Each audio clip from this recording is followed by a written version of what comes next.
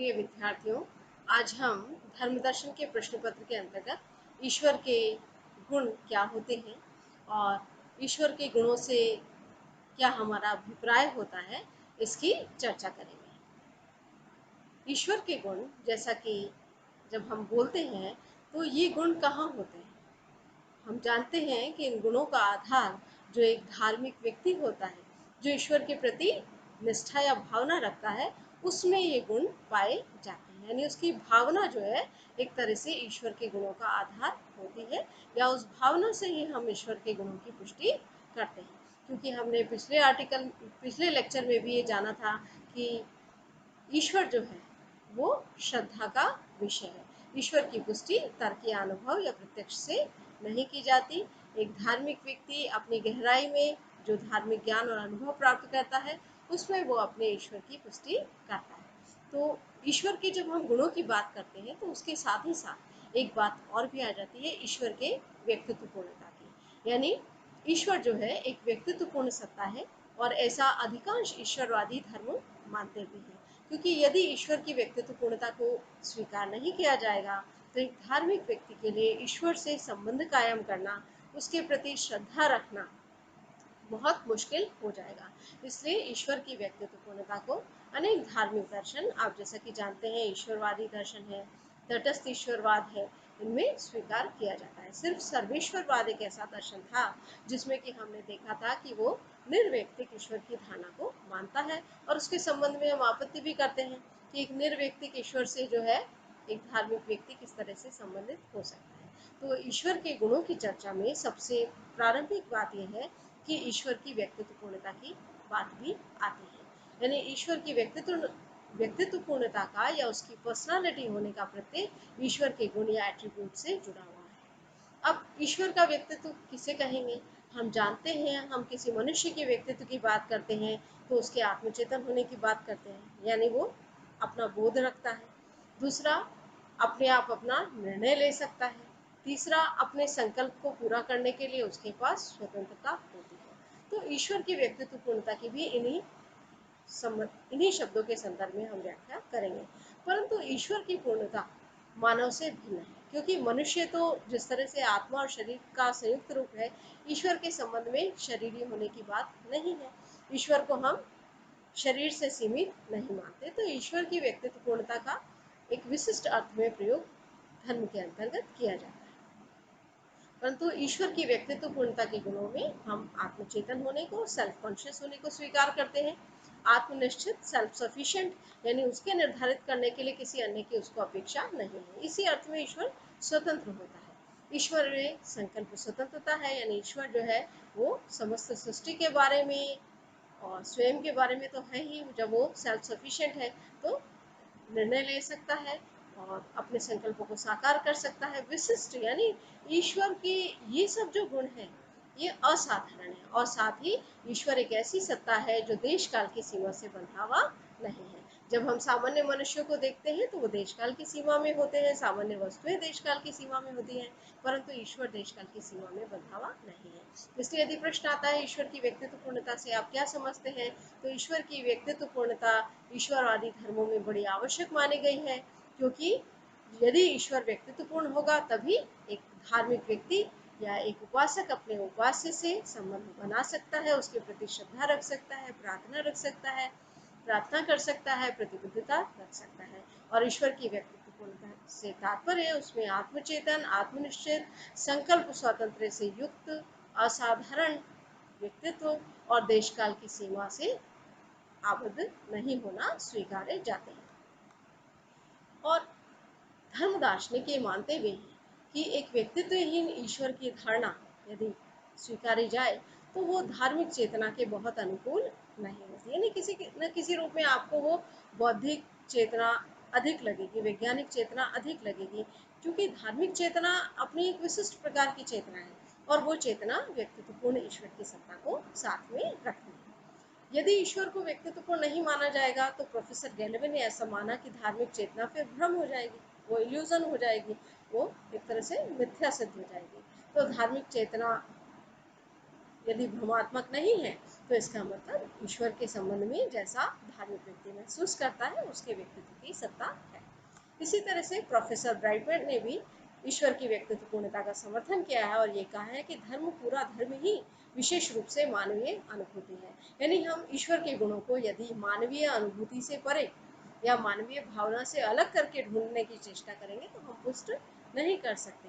तो धर्म चूंकि विशेष रूप से मानवीय अनुभूति है, इसलिए ईश्वर की भावना में ही उसके गुण अंतर्भूत है या शामिल है।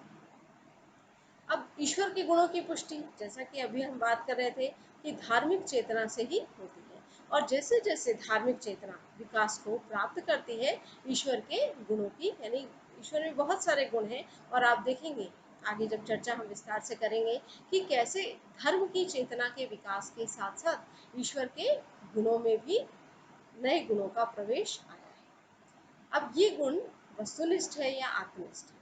आप सभी वस्तुनिष्ठ और आत्मनिष्ठ का अर्थ जानते होंगे, फिर भी आपके सम्मुख उन्हें स्पष्ट कर दें कि जब हम किसी चीज को वस्तुनिष्ठ कहते हैं या ऑब्जेक्टिव कहते हैं तो इसका मतलब है कि वो जानने वाले या ज्ञाता, जिसे नोअर कहते हैं, उस जानने वाले से स्वतंत्र अस्तित्व रखता है।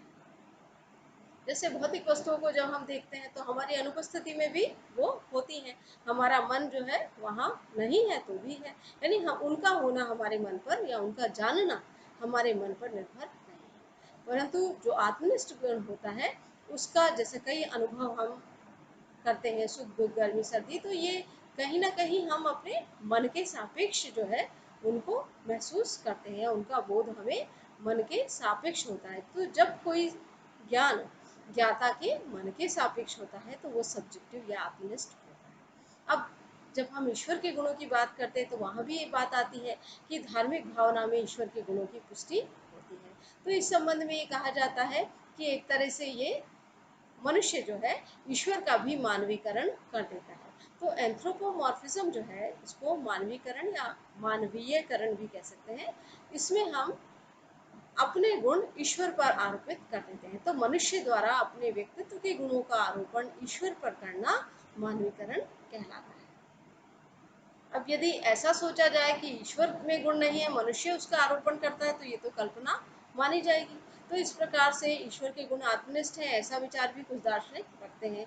जैसे रॉबिन हॉफ कहते हैं कि ईश्वर के गुणों का आधार मनुष्य की धार्मिक कल्पना है, एक तरह की रिलीजियस इमेजिनेशन है। मतलब वो इसको पुष्ट नहीं मान रहे कि ईश्वर के गुण अपनी स्वतंत्र सत्ता रखते हैं, पर सभी दार्शनिक ऐसा नहीं मानते। आपने प्रसिद्ध दार्शनिक कांट के बारे में पढ़ा है और उनका दर्शन भी फर्स्ट ईयर में पढ़ा है।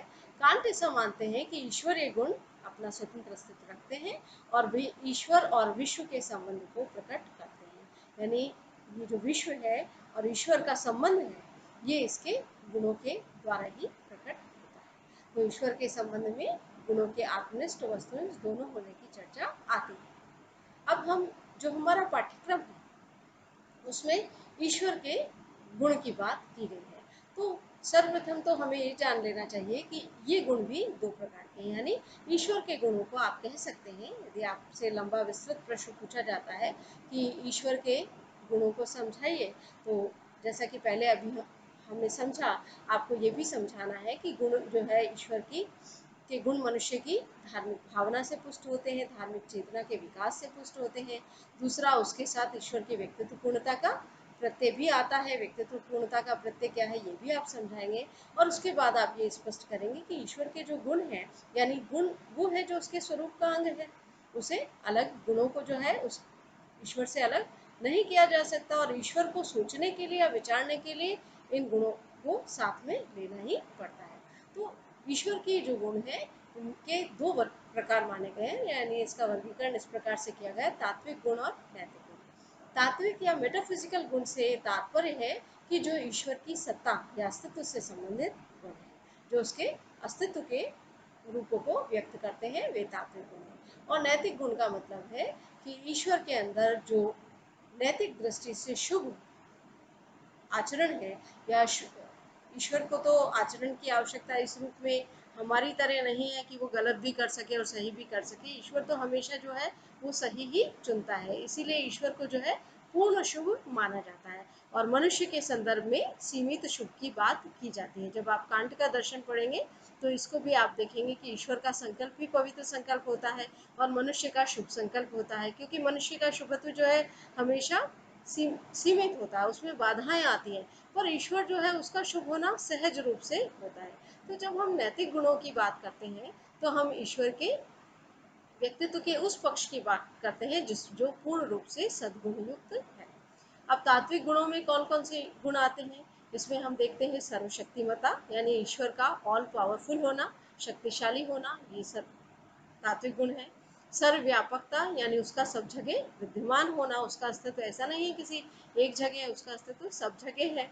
सर्वज्ञता यानी ऐसा नहीं है कि ईश्वर जो है कुछ ही चीजों को जान रहा है, जो भी कुछ हो रहा है उसका अवधान क्षेत्र यानी एरिया ऑफ अटेंशन व्यापक है, वो सब कुछ जानता है। नित्यता यानी ऐसा नहीं है ईश्वर के संबंध में हम ये कहें कि वो पैदा हुआ या कोई उसका अंत का बिंदु है। ईश्वर के संबंध में इटर्निटी या इटर्नल होने की बात की जाती है कि उसका आदि अंत नहीं, वो हमेशा सर्व सदैव रहता है। तो ये जो चारों गुण हैं ये उसके तात्विक गुण हैं, क्योंकि उसके सत्ता और अस्तित्व से संबंधित है। अब जैसे जैसे मनुष्य की नैतिक चेतना का विकास हुआ, मनुष्य ने ईश्वर के नैतिक गुणों को भी जाना और ईश्वर के नैतिक गुण जो मनुष्य के नैतिक आचरण के संदर्भ में शुभ है, वो पूर्णता में ईश्वर में विद्यमान है, ऐसा धार्मिक चेतना में माना जाता है। अब ये नैतिक गुण है जैसे कि अभी हमने चर्चा कही शुभत्व यानी ईश्वर में अच्छाई और भलाई जो है वो उसकी मतलब मात्रा नहीं कह सकते, वो तो अनंत है, वो तो उसका स्वरूप ही ऐसा है कि वो सिर्फ अच्छाई ही अच्छाई है, भलाई ही भलाई है। तो 100% शुभत्व या गुडनेस ईश्वर में है।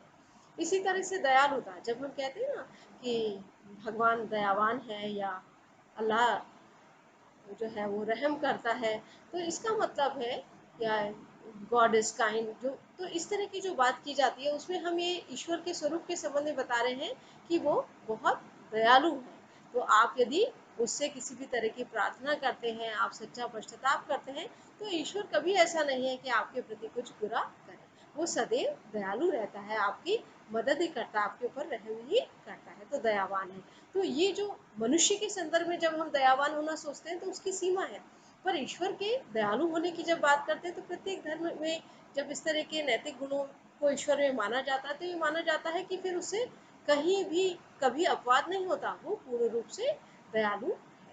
इसी तरह से प्रेम, प्रेम भी ऐसा ही एक सद्गुण है और हम जब सांसारिक जीवन में देखते हैं तो प्रत्येक प्रेम में सीमा हो सकती है, उसका कोई ऐसा पक्ष भी आ सकता है जिसमें हमें लगे कि यहाँ पर इसकी अनुपस्थिति है, पर ईश्वर के पूरे व्यक्तित्व में प्रेम जो है।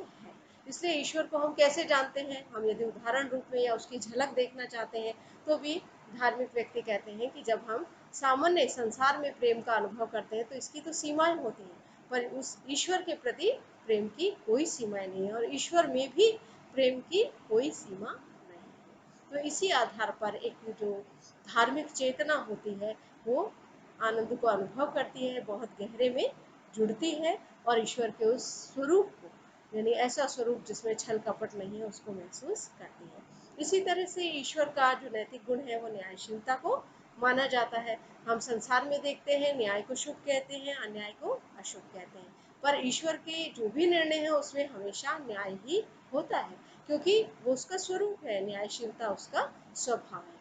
तो इस प्रकार से ईश्वर के विभिन्न गुणों की चर्चा की जाती है और ईश्वर के गुणों को दो श्रेणियों में बांटा जाता है, तात्विक गुण और नैतिक गुण।